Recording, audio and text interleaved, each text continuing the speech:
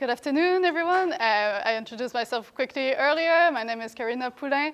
I'm a scientific designer for NASA's Ocean Ecology Lab. So what that means, because I know it's a strange title, is I work to make scientific visualizations from processing PACE data to make things like these, to designing Hawaiian shirts for the group. That covers everything. I do have a background in science. I have a PhD in ocean remote sensing, where I work mostly with phytoplankton cultures, measuring IOPs of phytoplankton cultures with their dial variations, so 24-hour samplings, all of that fun. I had a lot of very, very sad times when I worked in the lab where I wish I could only do figures and worked on my presentations. And lo and behold, now it's my job to do that. And I think it's the best job, period. So there is hope if you're like me, a weirdo who cannot help but do something you're not supposed to do instead of your research. Maybe there is hope for you too. Yeah, today, the subject of today is not me, is manipulation of multidimensional arrays to make visualizations. So I'm obviously not going to cover everything we can cover on that subject because it's infinite. I'm going to give you some examples that I think can give you some tools that you can use to create your own visualizations after. We're going to go in increasing level of complexity, but first I'm going to just go over a little bit the file structure. We saw a lot of these informations before, but we'll see how important they are when you want to actually use your data. How to use the PACE data products table to find your products, the different processing and maturity levels quickly, what does that mean, where you find different issues that can be present on the data set. So today we are going to work on some data sets that we are going to learn how to make tomorrow with the L2Gen tutorials. So we are going to use data sets that are already in the Jupyter Hub. So you don't need to download them. They will work in the Jupyter, but that's where the data comes from today. So we'll work on these data sets, and then the visualizations. We'll start with the most simple possible chlorophyll A global map. We're going to make a quasi-true color RS map, and then some scenes, like true color scenes, a bit like this one that you see here. And then a false color image to look at ice versus water clouds. And then the most exciting that I think, the Moana products map. We're going to reproduce the first light image from PACE, or close to it, with Python. Then Ian is going to show how to make some interactive plots to interact with the hyperspectral data. And Sean is going to show you how to make some animations with the multi-angle polarimetry data from HARP2. So when we're visualizing PACE data, there's many different products, obviously, that we can visualize. We need to just explore, be able to tell which products we're interested in. So you have seen a little bit of this, but it's always good to repeat. Sorry, I'm going to go into Chrome. So yeah, the products you're interested in, you can look at what's available in green. That's how you have all the list of the products. And I think Jeremy said even you can get some ideas in what's red for future projects. So that's good too from that table. But yeah, I'm showing it to you just to make you aware that you can go and look at what's available there. You know, the PACE launch is a pretty recent thing, so the data has some issues, some things that you need to be aware of. So we have the page on the website. On the PACE website, if you go on the data, what you need to know about PACE data, you're going to get to that page. Basically, it shows you some basic information about PACE. Obviously, you know by now there's the 3 instruments aboard PACE.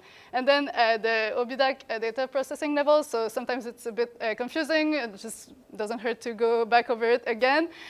So level 1A is the really raw data that comes from the satellite. Then it gets calibrated, geolocated to level 1B. Level 1C is for the polarimeters mostly, so it goes on a common grid. Then we get the products like chlorophyll and all that on level 2. And level 3 will be temporally and spatially composited. Like, that's where you find some global maps. And level 4 will be physical products derived from the level 3 data. I don't think we have any level 4 data available now. But yeah, all the rest is available. We have different product maturity levels too. So that goes with the level of validation, basically, of the data. So the standard are produced. We know they work. They have been validated, but so we don't have that for PACE yet. We're still working on that.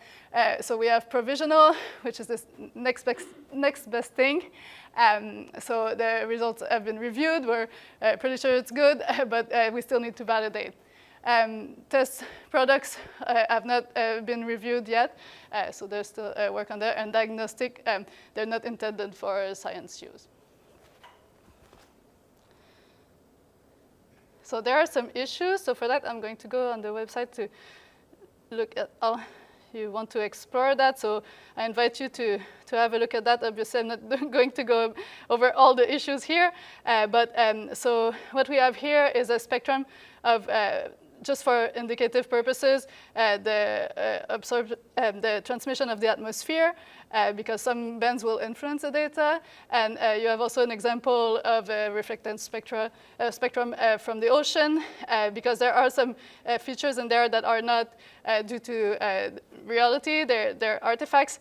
For example, what we now call the click-clack famously at the lab. So where the blue bands and the wave bands meet, there's some issues there. So you might want to avoid that part of the spectrum when you work on your algorithms. So you can explore all of those bands in this graph here, just to make sure what you're using is valid. And then there are some issues that cover all the spectrum. So they are listed. Oh, you don't see any. Oh, I'm sorry. OK. I'm in Chrome, but you see PowerPoint. OK. Yeah, there you go. So now we have the issues that cover all the spectrum. So you can look at the instrument you're interested in or the level of processing. But for example, there's some issues with glint that create something that you might learn more about at Nerd Night called the Eye of Sauron. Well, that's something that you will see in the list of issues that affect all bands. So you can look at those issues here. And there are also events that happen. Sometimes PACE has been into safe hold, so it wasn't producing any data. Some people had trouble sleeping during those times. But it's important to know, so if you're not finding data, there might be a reason why, so you can go check it out in that. So for visualization, some libraries that are particularly important for that are HoloViews. Well, Matplotlib you probably know already. Pillow for image processing. You have Cartopy to make maps.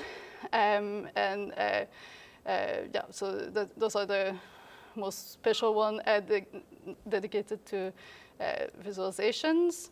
So my notebook is already run. If you want to follow and run it yourself, you can. You don't have to. I'm going to go a little bit faster than if we run it ourselves. OK. So what we start with here are some functions. It's just to enhance the image. So there's a ton of lines, but they're not doing anything super complicated. They are, we're looking at contrast, brightness, and normalizing the images. I'm going to go over these things individually after. And yeah, there's a function to create figures there.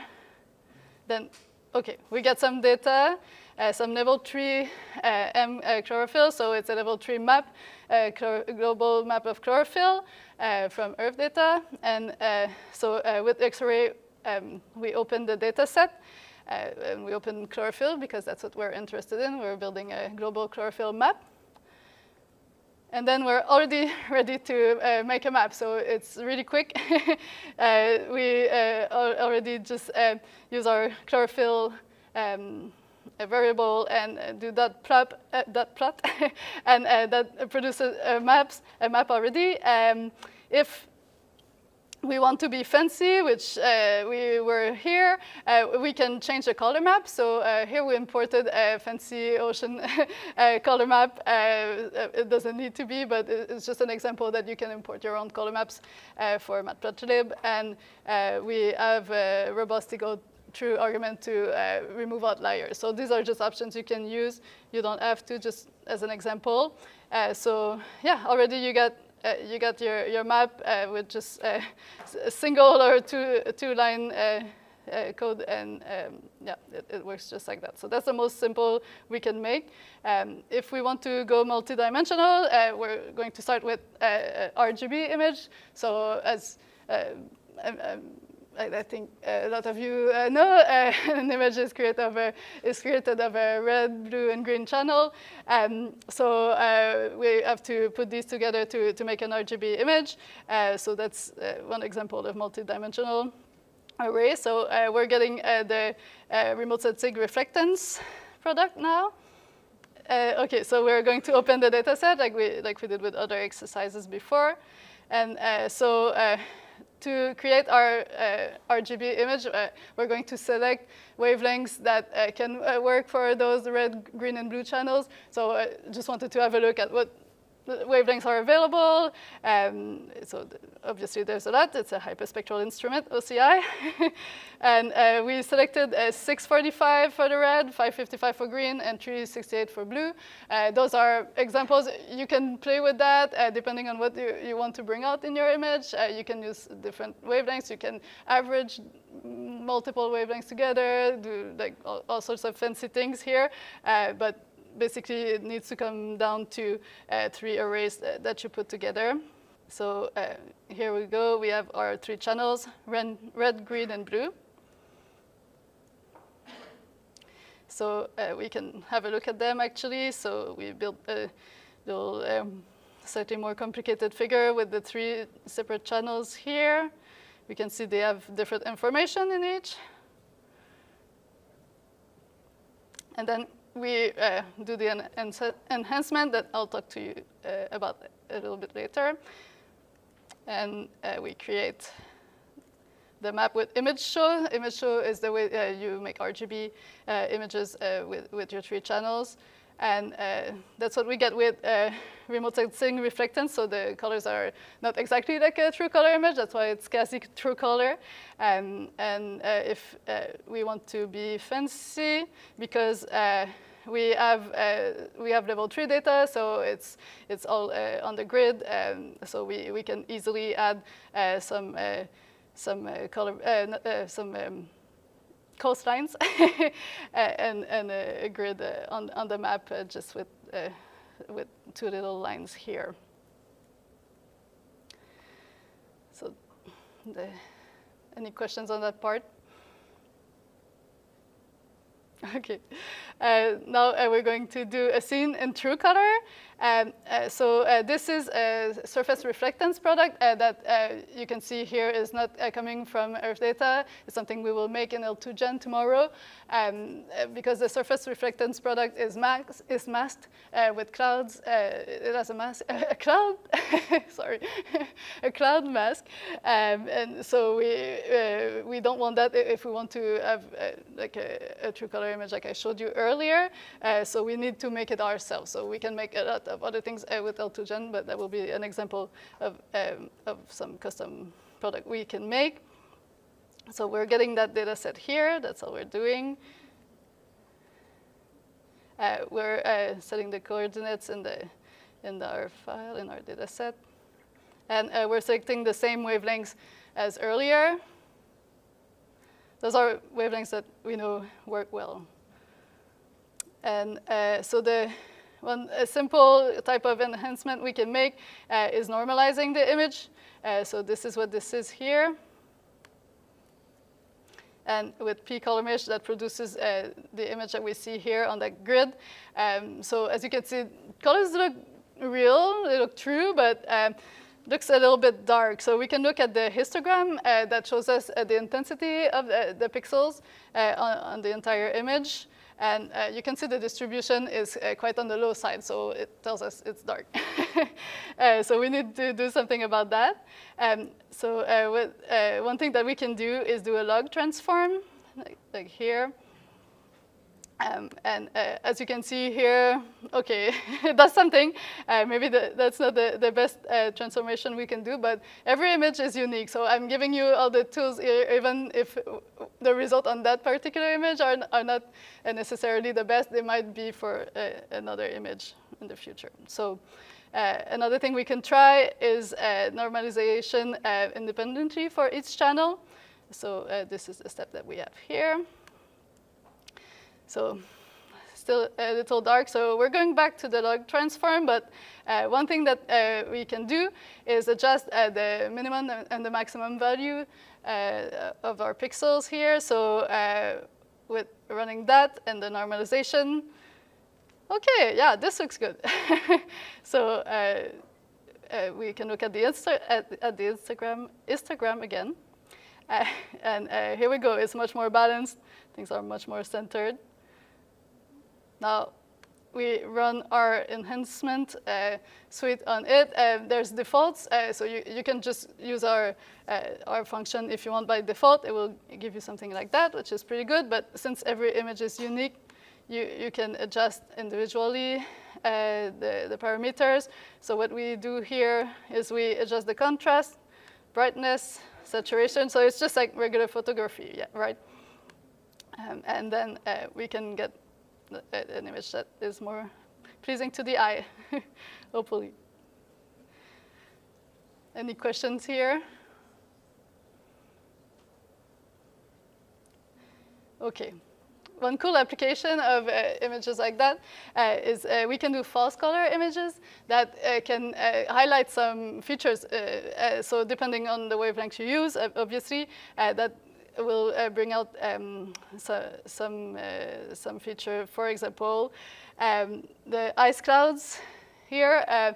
When you do an image with 16, 18, 21, 31, and 22, 58 in the infrared, you will see that the ice clouds come out as purple, whereas the liquid water clouds, like you can see in the northwest, are white. So that's a really cool thing that we can do with PACE now, that we have these wavelengths available.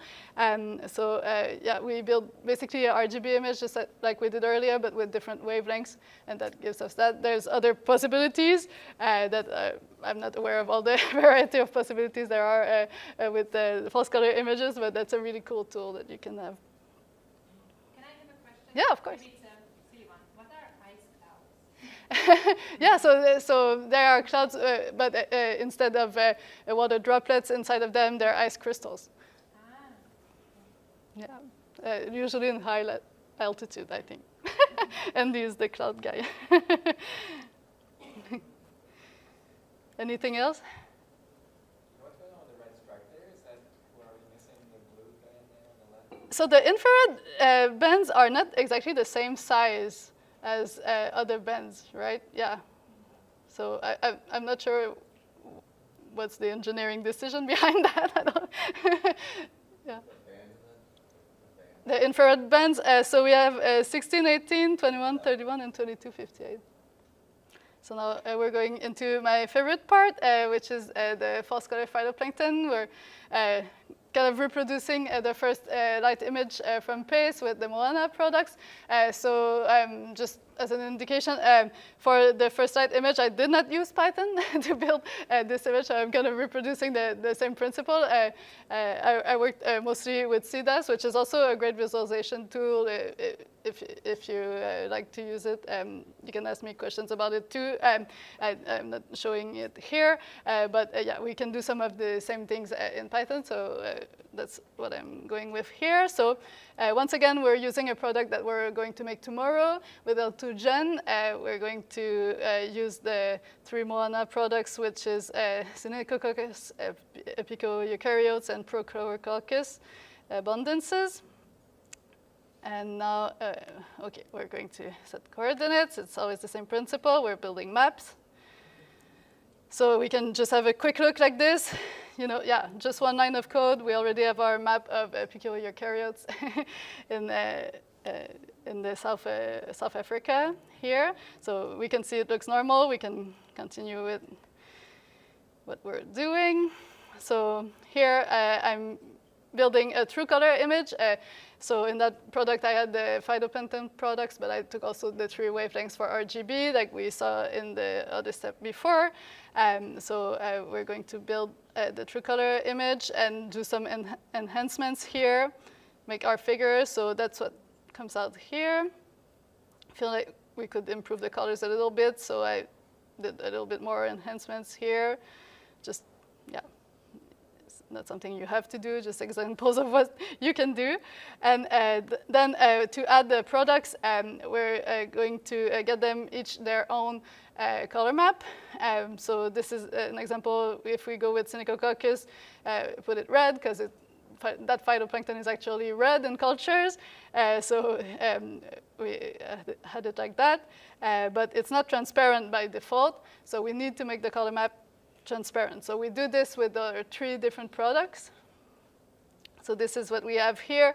Our 3 species each have their own color map that we make transparent. So with our example of Synechococcus, that's what it looks like once it's transparent. So we need transparency to overlay it on the true color. Yes? What do you mean by transparent? So because I'm going to overlay the products, I should have said this, on the true color image, you need some transparency. Otherwise, it's just going to appear that big white thing on the land part of the image. You know, it's going to be white. You won't be able to overlay it on the image. So you need the zeros to be transparent, not white. Is that the alpha at the end? Yeah, the alpha. Yeah, that's it. Anything else? OK. So then this step here is basically just laying the 3 layers on top of the other to create the image that we have here. So so it is a somewhat qualitative version of it. There are ways, you know, if you go with statistics and all that to find the dominating species, feel free to use your creativity to represent it in different ways. So here we kind of, yeah, we're overlaying all the 3 species together to get what's dominating there in a somewhat qualitative way. And yeah, this is what was done with the first light image, basically. And then I'm going to pass the baton to Ian for a very cool interactive full spectra of global oceans. Unless there's other questions before. No? OK. We want to look at the problem of pulling out some spectra from our imagery, right? So we know we're looking at an RRS that we got from our level 3 browser or from Earth data, and we want to be able to sort of like see the map and like know where we are, but then also sort of like know what the whole spectrum looks like there. So we want to do more than just RGB. We want to know what all of the colors look like. So to do this kind of interactivity, we get to take advantage of the fact that we're running in a web browser, and web browsers natively understand JavaScript. And so that's where this thing called HoloViews, which is abbreviated HV here, comes in, and this extension called Bokeh. So Bokeh is just a very general rendering library in JavaScript for doing all sorts of cool stuff. And one of the things that JavaScript and websites do really well is interactivity, and we get to do that right within our notebooks. So we load up that Bokeh extension, and that just injects the JavaScript that Chrome needs in order to render these. So now it sort of has that availability. We are going to start from a level 3 RRS. And this is just what we started with before, but instead of just kind of picking some of the wavelengths, we want to be able to have an interactive tool to look at them all. Our first step to do this is we're going to have to encapsulate some of the plot rendering tools into functions, because basically we're going to make a little widget that's going to have to call these functions to redraw these plots for us when we interact with it. So this is another case where it's useful and where we need to define a function. So here we can define one that draws us just a single HoloViews image. So this image is a lot like the native plot thing that we've been using on Xarray. It's just a HoloViews image, but we pass it the same thing. We pass it our array of data. We pass it the dimensions that it's going to use for the axes and the dimensions that it's going to use, or the value that it's going to plot. The language in HoloViews is a little weird. It takes some getting used to. They call it a dimension. We call it a value. It's odd. You just have to live with it. And then you can similarly do the same kind of adjustments to set the aspect ratio of the plot. So it's a different plotting library. You kind of have to learn a new set of options and things, but it's pretty powerful. So then our single band plot is a function that we can just give it a wavelength. And it'll give us a plot of the wavelength. And now since we're in HoloViews instead of matplotlib, we're immediately interactive. This has hover tools, so you can hover your mouse over the plot and you can get information back. It zooms, so that's kind of fun. And you can you can maybe pan around. You can reset the map because it's a little JavaScript widget. All right, so let's do the same sort of thing for a spectrum. Well, instead of an image here, we'll draw a curve. So we'll draw a HoloViews curve using a data array that has all of the wavelengths, right? And we're going to set a fixed range for RRS from negative 0.01 because they are negative in the data to up to 0.04. And we provide as inputs to this spectrum function our latitude and longitude, or an x and a y. So it's going to need that x and a y and says, OK, well, so from a latitude and longitude point in the data set, give me what the spectrum looks like. And so that's then what our RRS spectrum looks like for that. OK, so now we want to start thinking. So now we want to start pulling these things together into something that actually uses those functions interactively. We're going to use a toolkit called Panel. So Panel provides us some nice little widgets, like this little slide bar down here. That comes from Panel. That's called a discrete slider. And we set it up with all of the wavelengths we have available. We're also going to use HoloViews to create something called a dynamic map. So instead of just a single plot, the dynamic map is the thing that accepts functions. So we say, OK, now I'm going to give you a function so you know this is dynamic. You can take an argument and draw something with this. We set up another really important part, which is the stream. So tap is what they call a stream in HoloViews. The word stream is overloaded, you'll notice, in everything we do. But in HoloViews, a stream is a way of passing data from one tool to another. So we got those things set up. They're talking to each other. And I don't know if this is going to run, but we think it will because we ran the kernel earlier. But we load our slider. So our slider shows up here. And then we tell all our maps to come together. We want the band map. We have to interact that with our stream. And then we're going to have the spectrum map as well. OK, so now if we move our slider, we can get it's going to pull in and pull out different wavelengths. So you can see the blue shifting a little bit. We didn't tune the color map here at all. And this is RRS, so it's not it's not a true color image. But that slides around. But then also we have the stream set up so that things talk to each other here. So if we go in and find something in here that's maybe a little different and click on it, we can see that the spectrum for that plot is different. So we have some experts in the room with this kind of stuff, I know, that have developed whole websites that do this. So maybe some of our experts who's doing that could improve that kind of thing. This is kind of similar to this is like a very novice version of what you see in the HyperCoast website. So take a look at that. But yeah, this is some examples in here for how you can pretty quickly build some interactive plotting features within a notebook. Thank you. Questions? Questions? Wait, hold on. We got Sean too. Yeah. It's very amazing, but I don't understand. Where do you supply the functions, the plot? You have a number of labels, legends, X label, Y label, and type all that. Where did you supply that in the library? I did not see anywhere in your code. So a lot of it comes from the attributes on the data set. So the data sets themselves, when we get them from Brian, they have attributes.